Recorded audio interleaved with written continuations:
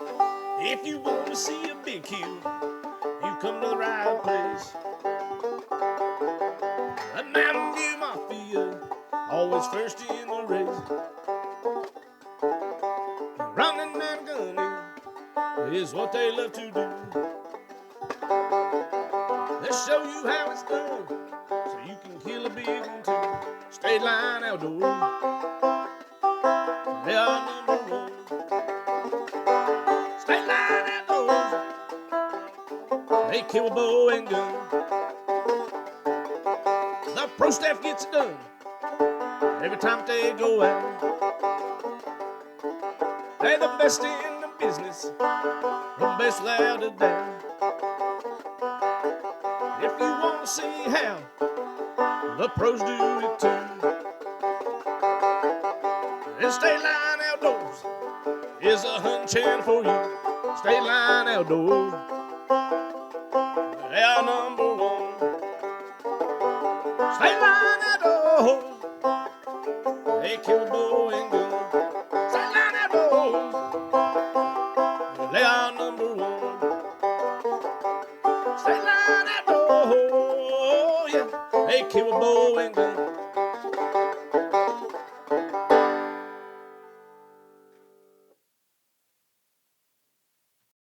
All right, Tyler, let's load this thing up for turkey season. I'm beyond ready. Think we'll, Like it ain't never gonna get here. yeah, I know. You think we'll get anything? Maybe get them boys on some turkeys this year. I hope so. It'd be nice. Be nice to get cold and knowing on a big turkey during East season. That should be here before you know it. That'd make the whole season. Got that decoy right there. Got our blinds. Got a nice vest right there. Hey, why don't you hand me that little house right there on the prairie? we'll make sure we stay sheltered this year. You know, sitting here thinking, oh, we missed anything? You think? For now, that's all I can think of. Unless you gonna throw. It looks like, well, Throw the gun we might not have this in the right. Might just leave that out. She was a little bit big, but I think that's everything, man. Had pretty successful. Be here before we know it. Hopefully, have a pretty successful turkey season this year.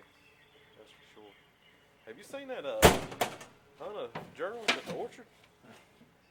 Yeah, I caught part of it. Yes. He killed a nice buck. Let's go check it out. All right.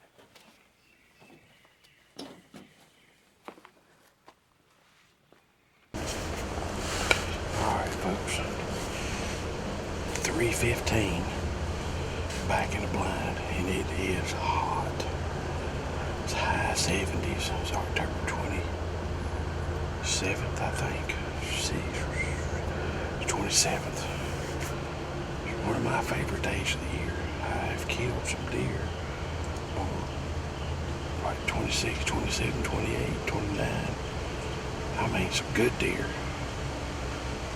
Just thinking about the rut, pre-rut, and they're scraping and they're sparring and they're out cruising looking for them first does to come in and stuff like that. And, I mean, you just don't ever know what you might say, but on 70, whatever, 6, 8 degrees, it's going to be even hotter tomorrow. It's going to be 80 tomorrow. Then the temperature's going to fall. I think next Tuesday or Wednesday it's going to be like 20 something for the low at night. Now I'm on a southwest wind in this spot. And I come in here and move my camper in here, this little flat. There's an acorn tree dropping to my left. I move my camper in here in this little flat to catch them coming. They run this orchard. I don't know why, but they run this orchard. But I'm trying to catch them going through here. If they get in the woods behind me on the acorn trees, nothing I can do about that. They'll probably get my wind, because the wind, I want it to be in my face, but it kind of is like it's trying to go up our holler. It's supposed to be southwest. That's right here in my face, so I hope it stays consistent, because I pulled the card when I left today. I went home and checked it, and the big 12 that I've been after this year and last year was in here early this morning. Like, I don't know what time, 2, 3, 4, 5. I got here at before 6. And it was sometime before that. Well, that gives me goosebumps because he is a mega giant. But you never know. You don't ever expect to see a deer that caliber because they don't get that old and that big from being stupid. So I'm out of my element hunting right here. I'm facing the sun. I never do that with a blind. I always go the shade side so you stay cool and you don't deal with the sun in your face. But I had to do what I had to do. I had to get off of this side because the big bedding is that way. And I was against the bedding before. And I didn't really have a good wind direction. So here I have a good wind direction. So as long as they don't get behind me in these woods, I'll be good. But y'all wish me luck. I'm going to sit here and sweat till the sun dips down and it cools off a little bit. But I wanted to get in there early after seeing them pictures because, hey, it's 78 degrees. You don't ever know. Them deer could come right up in here at 5 o'clock, 4 o'clock. You don't ever know. So I'm here. I'm ready. Let's see what happens.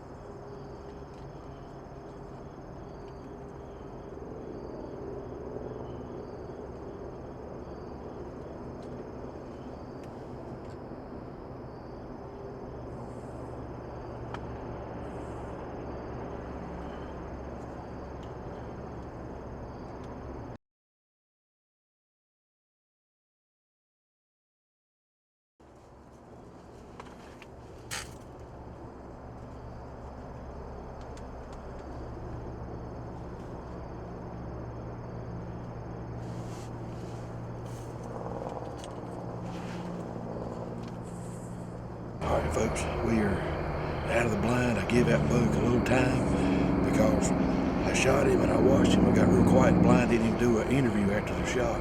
I watched that buck. I go up there and stand. And I'm 40 yards, 30 yards from where I shot him, give or take a few yards. And he stood up there and his tail was quivering and he was shaking. I know I hit him pretty good, but when in doubt, give it a little time. Worst thing is, he's dead. When you get there, an hour, 2 hours later, ain't gonna matter, he's still gonna be dead. But we walked right here and picked up blood. This is where I saw him go over the hill, and this is where we're gonna start tracking. We didn't even look for blood down there. I went right to where I seen him last, and then we hit blood on the way there. So we grabbed the camera, grabbed the light on the camera. I'm going to presume on. There's blood right through here, it's gushing. I thought it was a heart shot, but I wasn't sure.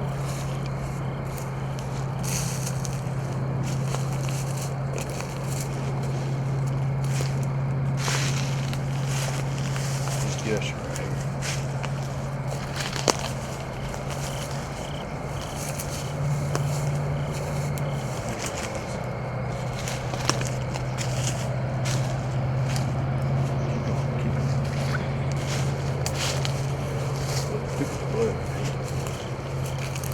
That's where he stood.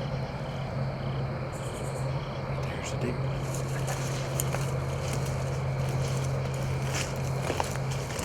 Right here is where he stood. I can see him. You see that? Right there is where he stood. I'll come right to him. He stood right there. I can see from the blind. The dude laid right there. Nice old Virginia 8-ball. Folks, right there he is. It's been a super day. Come in here for this year for the first time and ever hunted my neighbor's, one of my best friends, peach orchard.